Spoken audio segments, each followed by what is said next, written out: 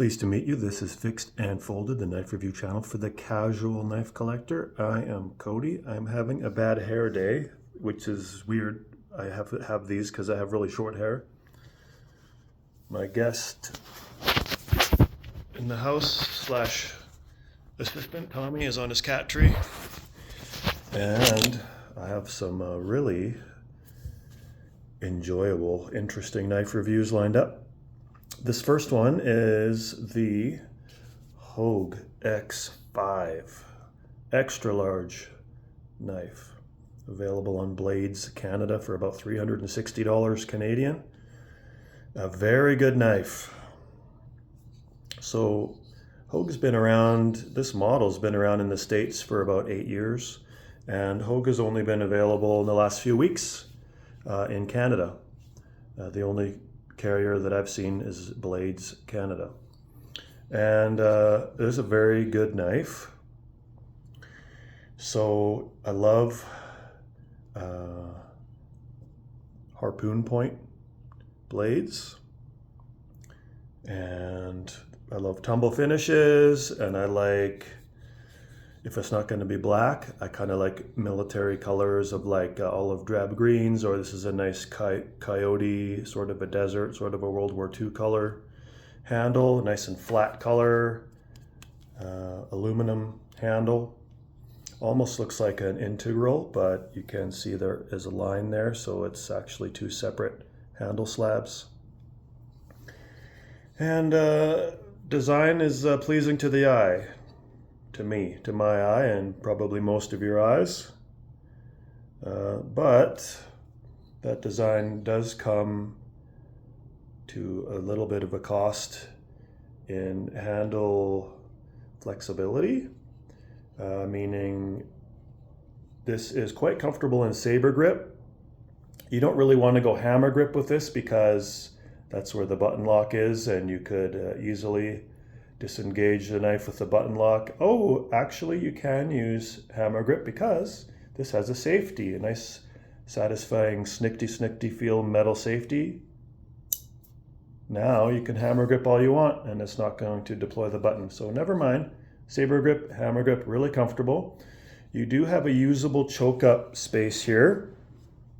You have a nice thumb forward space, draw cut space, or you can do a trigger pull style choke up on here if you're careful, because this can slide forward and you can cut yourself if you have giant sausage fingers like me. I wear extra large gloves. But yeah, there's space here to do a choke up. And this little thumb cutout here is comfortable. So all the front hand positions, pretty well designed for comfort. You cannot do a comfortable reverse grip on here. This feels weird because it slims down at the back. You don't feel like you have a real comfortable place to put your thumb or forefinger. And this is just a no. But I never use reverse grip, so for me that's not an issue. I'll just go quickly to my complaint about the shaping of the handle for the front grips. This would be perfectly comfortable if Hogue had decided to chamfer this normally and make it just ramped down, like if you were just going to sand it, like this Bestech Warwolf, how it's just angled down to like a straight angle, where what they've done here is they've scooped it. So this actually is concave, and so because it's concave, when I grip it firmly, this becomes a bit of a hot spot. Which is really too bad, because if they just made this a straight chamfering, so it'd be really comfortable, but they scooped it and made it concave, and so it goes like this, and just creates a thin ridge where all my finger pressure goes onto here instead of being spread out over the tapering handle. Instead of a taper, it's scooped. Yeah, so it's actually pinky here, hot spot. So with gloves, not going to be an issue, but I like folding knives to be usable with gloves and without gloves, especially because I only use them without gloves. So keep that in mind. And this is the large version of the X5. This is the 9.2, 9.4 inch one. You have a 8.2, 8.4 inch version that is just a size down version of this. And in that case, my pinky would be hitting where this curves and might get rid of the issue of the hot spot, but it also might not, because you see where you still have the end of the angle here is still got that concave scooped out portion, and that would still create here a pinch point. So maybe the smaller one would be more comfortable for my extra large glove hands, but then you don't get the cool size of this knife. So that is an issue with me.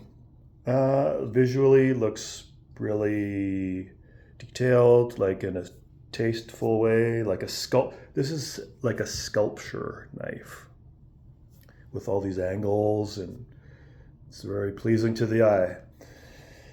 Boy, this is a big blade. It's tall, it's pretty long. It's good at piercing and good at slicing right out of the box. This is an unsharpened swedge on the top. You have a very thin cutting edge on both sides. This is nice and shiny right out of the box. I have not stropped this. So blade performance, very good.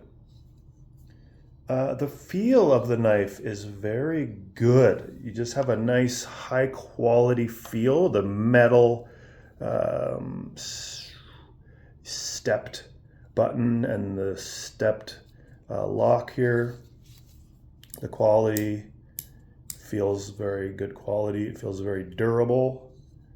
Once I depress the button, it just flips closed as long as I keep it held down. Once it's held down, it stays down. So I've seen other channel do a breakdown of the interior of the knife, the internals, and it has a unique pivot system. It actually has no washers. It just uses a little metal, boy, how am I going to describe this? I guess a bit of a disc on one side that has an indent where the detent ball travels, and the indent is ramped. So once it's at this lowest point, it sits down and then it ramps up, and it creates a sensation. It's not of being assisted. No, that's not true. It's very smooth. It's very smooth.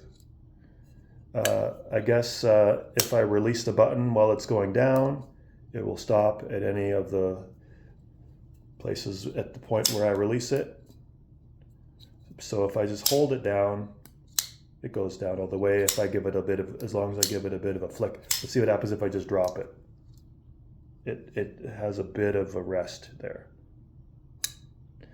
That could loosen up, that could smoothen out over time. It's not an issue for me to release it.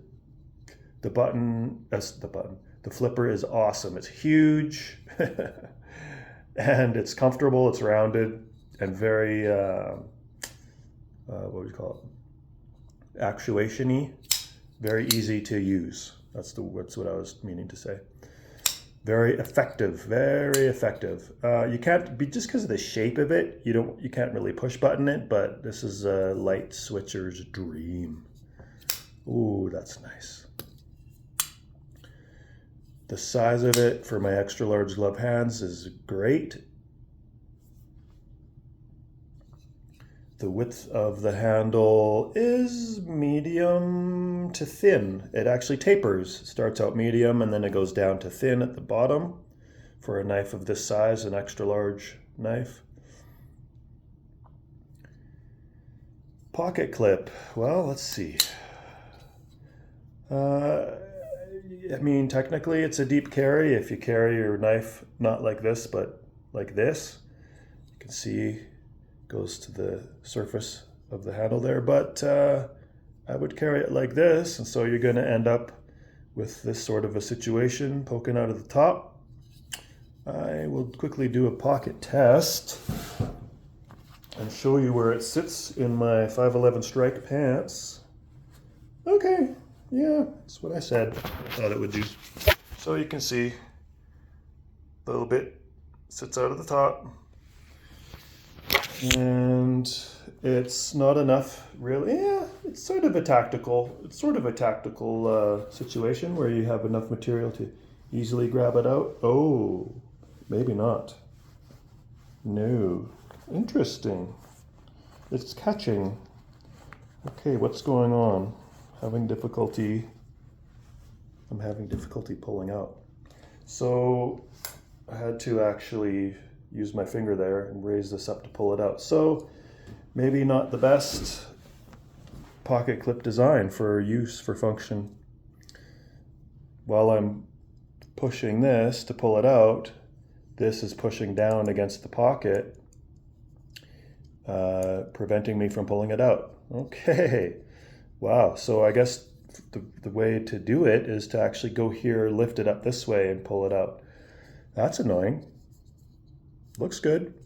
Hand comfort is really good, even though the bill is, raised up significantly off the handle. It's perfectly comfortable in the hand, and I don't use pocket clips. I just let them sit in my pocket. But for someone who does, okay, this is maybe not the best design. You can get aftermarket, I'm told through Hogue, you can get aftermarket pocket clips that are more usable, so you can look into that. That's too bad. I don't know if these do anything. I guess if you hammer grip, yeah, I guess you can maybe put your finger. I think this is for style. I think these little scallops here are just for style. Okay, so I'll weigh this. So I'm thinking this is going to be over 5 ounces. We'll see what the scale says. 5.9 ounces. So that's in the heavy category for me. If it's 3 to 4 ounces, consider that light. If it's 4 to 5 ounces, it's medium. And if it's over 5, that's heavy. It doesn't feel heavy. I mean, it feels appropriate for a knife this size. You can notice, you'll definitely notice the dimensions and the weight in your pocket, but it's, yeah, I mean, this would add up. If you're doing a pack and you're camping, I'd choose something lighter. If I have a full pack, 35-pound pack or something, I'm doing lots of walking, but if it's 30-pound pack or 20 pounds or something, this is not that big a deal. But the fit and finish is perfect, perfectly centered out of the box. The angles, everything has been made as comfortable as possible. This has actually been smoothed out a little bit, so there's no sharp edges, except for just the design of scooping this out, which I've mentioned, creates a pressure point because all your fingers are pushing down on this really thin area. Yeah, that's not ideal. So okay, do a size comparison. Okay. So we start out with my medium-sized knife. You can see I wear extra large gloves and I still have finger space on the end of the handle there. Go to between medium and full size. This is like Spyderco Tenacious size. This is the Bestech Warwolf. This is a bit smaller than a PM2. This is the same size as a Benchmade Griptilian. And skipping a couple sizes, this is my beginner of what I call extra large knife. This is your Recon 1 size. This is my Recon M1 with Magna Cut. And even bigger than this is the Hogue X5. Which you can see it's about the same length, a little bit, tiny bit longer. It's taller. So big knife. And you can see these are sort of design siblings. different companies, but you can see you have your sort of your shaped handles with your beautiful harpoon blades. And what's funny is this one is not my smallest knife. This is like a usable EDC size. I'll show you how it fits in my hand here. You know, doesn't look horribly small. This is would be like one I'd take with me to do stuff. And then you have this freaking beast next to it. It's pretty hilarious, but it's a really enjoyable size too. And you can pocket carry this, providing you don't have anything in the pocket that you're carrying this with, because this is huge, but you can put this in your pocket. So 60 Canadian, I mean, just because of those issues, I don't use a pocket clip, but I'll take some point off for this being a hard to use pocket clip. And this little hot spot here, certainly I can't give this a 10 out of 10. I'll give it a 9. Like, I'll take a point off for the design here at the end, being a choke point or choke pressure point. And also for people who do use a pocket clip, I should maybe take off a full point. Also an issue. No, I don't think that this screw head being not inset, I don't really think that was an issue for me getting it in and out of the pocket, but just that when I go to pull it out, this pinches down. So maybe a point for that. Yeah, I think that's appropriate. To give this an 8 out of 10. Great blade steel, CPM 154. That's a nice balanced, good all around performer. You get more toughness than you do with regular 154 CM, but you get the same edge retention and stainlessness.